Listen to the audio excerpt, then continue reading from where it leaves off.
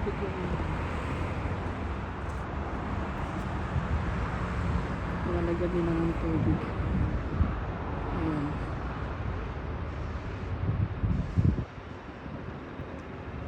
Diyan yata nire-release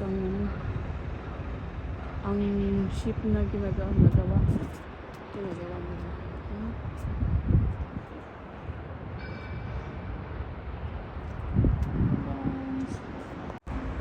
Habang nag-aantay ng bus, ito pa, video muna.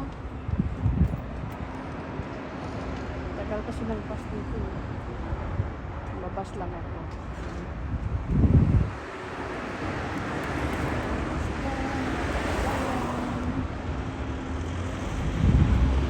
Ito, ina-assemble pa lang nila to eh. Itong ship na to.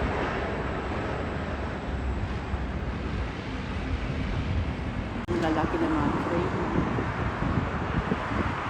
Ayan, buhati ng isang ship yan. Ano kaya nila na dinagawa? Yung ship yan.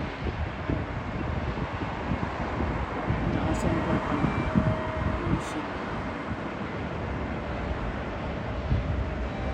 Dito nagtatrabaho si Tina.